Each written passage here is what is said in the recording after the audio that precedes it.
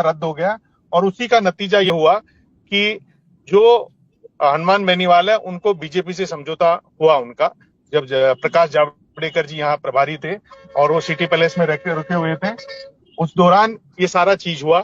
और उसी के बीच में जो बीजेपी को ये लाभ हुआ कि 24 फूल एक टायर के ऊपर चढ़कर चले गए, क्योंकि उस दौरान एक बड़ी घटना हुई कि जो इनका चुनाव चिन्ह था वो सीज कर दिया गया था। बोतल का चुनाव चिन्ह जो आज है, उन्हें टायर का चुनाव चिन्ह से लड़ा। आरएलपी का चुनाव चिन्ह टायर था और उस समय कहा गया लोकसभा चुनाव में कि 24 फूलों को एक टायर चढ़ा के लेके गया है।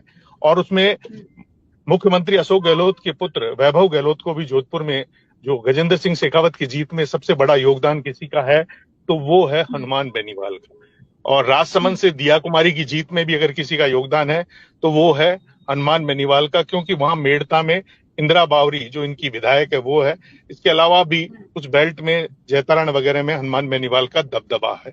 ओशिया में जो अभी सर बात कर रहे थे दिव्या मदेरणा जी का, जो पंचायती राज के चुनाव हुए तो ओशिया में आरएलपी ने वहां प्रत्याशी उतारे और दिव्या मदेरणा जी को मात खानी पड़ी। और उस समय दिव्या मदेरणा जी ने एक बयान दिया कि इस बोतल को कुएं में डाल दो, तो उन्होंने फिर हनुमान बेनीवाल जो बोलने में बहुत तेज है, उन्होंने सीधा कहा कि कोई भंवरी थोड़ी जिसको बोतल को कुएं में डाल दोगे। तो हनुमान बेनीवाल अपनी किस्म की राजनीति करते रहे। और जब वो पहली बार विधायक थे तो अशोक गहलोत जी उनकी कैपेबिलिटी को समझते थे। अशोक गहलोत जी ने उनके बहुत आउट ऑफ वे जाके काम किया, उनके डेवलपमेंट को, उनके यूथ को, इसमें कोई शक शुबा नहीं है। प्रदीप बोरड साहब उनके साथ हुआ करते थे और प्रदीप बोरड साहब उनके खूब काम किया करते थे। तो ये तो तमाम चीजें हैं कि हनुमान बेनीवाल किसी जमाने में वसुंधरा राजे के भी नजदीक रहे थे। पहली बार उन्होंने मांग की थी वसुंधरा जी के लिए कि, लेकिन वसुंधरा जी और उनके विचारों में कभी मिलान नहीं हुआ, क्योंकि वो हमेशा सामंती सोच के विरोध में रहे। और वो पहले शख्स हैं जिन्होंने जब विधानसभा में जब बन के गए एमएलए तो तेजा जी की जय बुलाई, और जब लोकसभा में पहुंचे तो पहली बार तेजा जी का जयकारा दिल्ली की महापंचायत में गूंजा। ये उनकी जो अदा है, इस अदा के ही यूथ दीवाने हैं। इसके अलावा कोई भी मुद्दा हो जो यूथ से जुड़ा हुआ हो, इनके पास कोई भी चला जाए, किसी कास्ट का चला जाए, कोई व्यक्ति चला जाए, वो सीधा फोन करते हैं और जो उसकी मदद हो सकती है वो करते हैं। उनके पास आर्थिक संसाधनों की सबसे ज्यादा कमी है। मैं दावे के साथ कहता हूं कि विपरीत परिस्थिति में ये बंदा राजनीति कर रहा है। मैं उसको नजदीकी से जानता हूं। तमाम विपरीत हालात हैं आर्थिक रूप से, लेकिन वो अपने हक हकूक और जनता की मांग के लिए लड़ाई लड़ रहा है और यही जनता उसकी अदा को दीवानी है। यानी मैंने उनको नजदीकी से ये देखा है कि जो आदमी उनको मकान तक नहीं ले पाया, अभी उन्होंने लोकसभा के 3 साल से चुनाव चुन लिए गए, लेकिन उन्होंने अभी मकान लिया है नॉर्थ एवेन्यू में 33 नंबर का। तो ये जो चीजें हैं कि वो अपनी जिद के आगे किसी की नहीं सुनते हैं। उन्होंने अपनी शादी भी सबसे लेट की। आपको मैं बताऊं, वो पहले व्यक्ति हैं जिन्होंने संकल्प किया था कि मैं एमएलए बनूंगा तब शादी करूंगा। उनके छोटे भाई जो नारायण है बेनीवाल, जो एमएलए हैं अभी उनकी जगह क्यूसर से, उनकी शादी पहले हो गई और उन्होंने शादी बहुत लेट की, एमएलए बनने के बाद ही शादी की।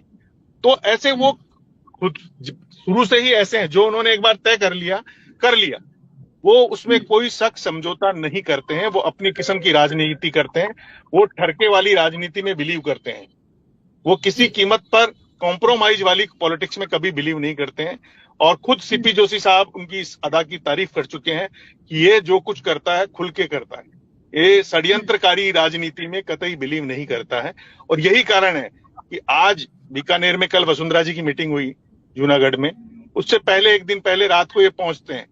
उनकी भीड़ और उनकी भीड़ कंपैरिजन कर लीजिए तो आपको पता लग जाएगा कि मास लीडर कौन होता है, जनता की आवाज उठाने वाला कौन होता है। और ये बिल्कुल सही है। अगर उस जमाने में घनश्याम तिवारी और किरोड़ीलाल मीणा उनका साथ दे देते, किरोड़ीलाल मीणा जी ने शुरू में साथ दिया, उसके बाद में घनश्याम तिवारी जी ने, जब उनकी मानसरोवर में मीटिंग हुई आरएलपी की, जिसमें जयंत सिंह भी आए थे, जयंत चौधरी भी आए थे, और तमाम लोग, इतनी भीड़ जयपुर में कभी हुई नहीं जितनी भीड़ उन्होंने की। इसके अलावा उनकी पहली नागौर में हुंकार रैली हुई, फिर बाड़मेर में जो हुंकार रैली हुई इसमें अपार जनसमूह उमड़ा। और यही कारण रहा कि कैलाश चौधरी जो आज एग्रीकल्चर मिनिस्टर है, राज्य मंत्री हैं, उनकी जीत का मुख्य श्रेय जाता है तो इनको जाता है। इसके अलावा राजस्थान की कांग्रेस में कई एमएलए हैं जो जाट कम्युनिटी से आते हैं, वो जीत में उनका हनुमान बेनीवाल, क्योंकि हनुमान बेनीवाल ने बहुत ताजा तरीन चुनाव से पहले पार्टी बनाई और उनका एक दिल बड़ा था, उनका कहा अपनी वजह से कोई हारना नहीं चाहिए। कई कांग्रेस एमएलए, कई बड़े मंत्री जो बने हुए हैं, उसकी जीत में हनुमान बेनीवाल का आशीर्वाद छुपा हुआ है, क्योंकि हनुमान बेनीवाल पहली बार पार्टी बनाई थी और वो दिल से चलने वाले हैं। मैं आज भी लिख के दे रहा हूं कि वो दिल से चलने वाला बंदा है।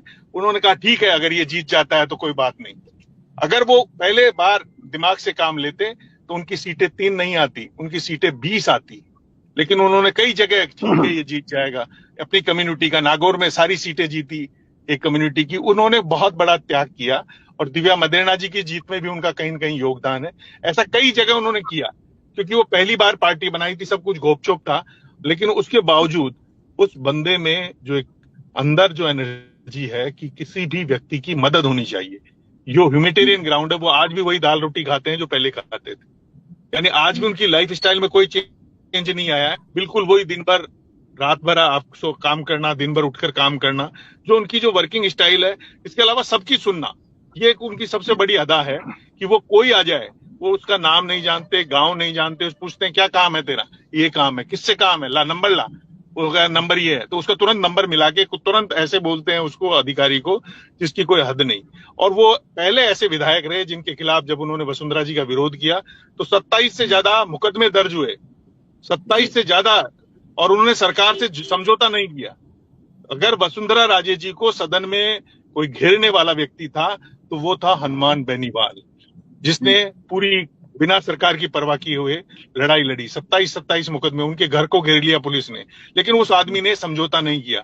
आपको याद होगा कि नागौर में एक बार मेला था तेजा जी का, तो वसुंधरा जी के पुत्र वहां चले गए थे, तो वहां प्रदर्शन हो गया था और उनको खाट के नीचे घुसना पड़ा, कई चीजें, लेकिन वो बंदा झुका नहीं। ये जो उसकी लड़ाई करने की जो आदत है ना, जो लड़ाका है, उन्होंने पहले अपनी चुनावी सभा में कहा था कि हजारों साल में कोई ऐसा लड़ाका पैदा होता है कौम में, अगर आप इस बार आपने साथ नहीं दिया तो ये लड़ाका दोबारा पैदा नहीं होगा। तो वो वाकई लड़ाका है, किसी कीमत पर समझौता नहीं करते हैं। मुझे अच्छी तरह याद है कि अशोक गहलोत जी का पहला कार्यकाल था और ये एमएलए बन के आए थे, शादी भी नई हुई थी, एक विधवा माँ आ गई, फ्यूचर की थी, और वो खाना खाने लगे थे, मैं भी उनके साथ बैठा हुआ था, मुझे पूरी तरह याद है। तो मेरे से कहा तू खाना खाएगा, मैं तो खाना खाऊंगा, मुझे भूख लग रही है। क्या तू पंडित है, तू खाना खाएगा? उन्होंने खाना छोड़ा और उस लेडी से उन्होंने वादा किया था कि भाई तेरे बेटे की अनुकंपा नियुक्ति कराऊंगा रोडवेज में, और रोडवेज के चेयरमैन उसमें मंजीत सिंह जी थे। तो मैंने कहा आप रुक जाओ, खाना खा जाओ। नहीं मैं तो जाऊंगा। वो बंदा उस विधवा माँ से कहा, माँ मैं आपसे वादा किया था चुनाव में, मैं रोटी जब ही खाऊंगा जब इसकी नियुक्ति पत्र निकल जाएगी।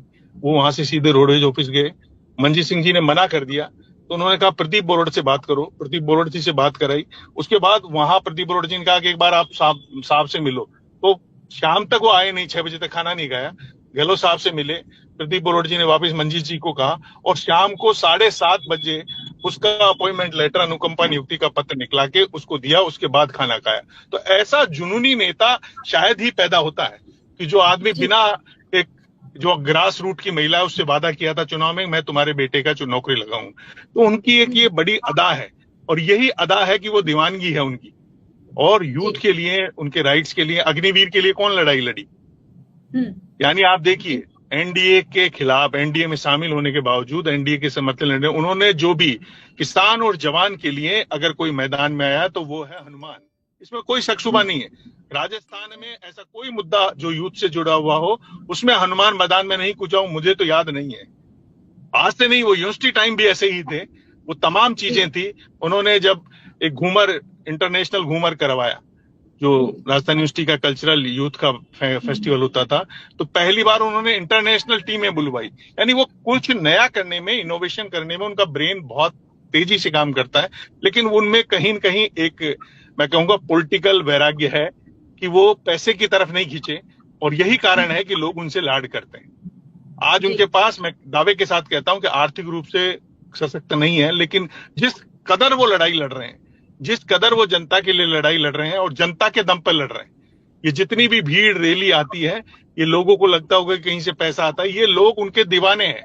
यूथ खुद ईसब गोल के, मैंने खुद ने देखा हुआ है कि ईसब गोल का कट्टा बाजार में बेच के और गाड़ी लेके उनके साथ निकल पड़ते हैं।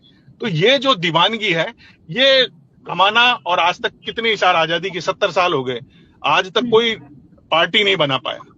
राजस्थान में कोई पार्टी नहीं बना पाया, कोई जाट लीडर, कोई दूसरे ही नेताओं के साथ चिपक चिपक के राजनीति की होगी। ये पहला मर्द का बंदा मानता हूं जिसने ताल ठोक कर बीजेपी और कांग्रेस को जमीन दिखाकर, जो मुख्यमंत्री रहे उन पर हमले बोल बोलकर, और विधानसभा में तमाम चीजें, राजकुमार शर्मा और उनके केस चल रहा था यूनिवर्सिटी टाइम का, तब उनको विधानसभा में आपस में लड़ लियो। यानी वो सच के लिए अपनी दोस्ती को भी छोड़ देते थे और आज भी छोड़ देते हैं। वो सच की लड़ाई लड़ने वाला नेता है, वो तेजा जी के भक्त हैं। आप देखिए इतनी रैलियां हो गई, उनके कोई गाड़ी का एक्सीडेंट नहीं हुआ। उनकी गाड़ी में हमेशा तेजा जी के गायन चलता रहता है। वो उनकी एक शुरू से है, जब यूनिवर्सिटी प्रेसिडेंट थे तब से उनके ऊपर ये तेजा जी की कोई मैं मेहर मानता हूं कि उनकी गाड़ी हमेशा तेजा जी के भक्त। उनके ऊपर झोटवाड़ा में हमला हो गया, तमाम चीजें हुई, जब मैं आनंदपाल वाला मामला चल रहा था, लेकिन वो सुरक्षित निकल गए। तो उन्होंने यही कहा कि मेरे ऊपर तेजा जी की कृपा है, क्योंकि तेजा जी का गायन चल रहे थे। तो वो सच मायने में जो करनाल के तेजा हैं उनके परम भक्त हैं और उनके आशीर्वाद से ही वो चला रहे हैं। यानी आप देखिए उनकी वाइफ और बच्चों से मिले हुए 15-15, 20-20 दिन हो जाते हैं, जाते नहीं है, रात को भी लगे रहते हैं। तो अकेला आदमी जैसे तैसे करके इस जंग में लड़ रहा है, जबकि किरोड़ी लाल मीणा जैसे कद्दावर नेता समझौता कर चुके पार्टी से वापिस आए, घनश्याम तिवारी ने पार्टी बनाई फिर बीजेपी में आए। एक हनुमान बेनीवाल राजस्थान में ऐसा चेहरा है जो अपने जिद, जोश, जुनून और जज्बे के कारण टिका हुआ है और भाजपा जैसी पार्टी को उन्होंने उनको बता दिया है कि मैं अलग हूं। अमित शाह को खुद को भी पता है। ये पहला आदमी था राज्यसभा चुनाव में, जब ये सरकार गिरने की स्थिति में थी तो भी उन्होंने कहा कि मैं बीजेपी के साथ रहूंगा। और जब शुरू में सरकार बनने की बात आई तो उन्होंने यूथ का समझौता करते हुए सचिन पायलट को मुख्यमंत्री बनाने के लिए बात कही कि अगर सचिन पायलट को मुख्यमंत्री बनाया जाता है तो आरएलपी के तीनों विधायक उनका समर्थन करेंगे। लेकिन जब वो नहीं बने और बीच में दौर आया तो अशोक गहलोत के साथ भी जाके उनकी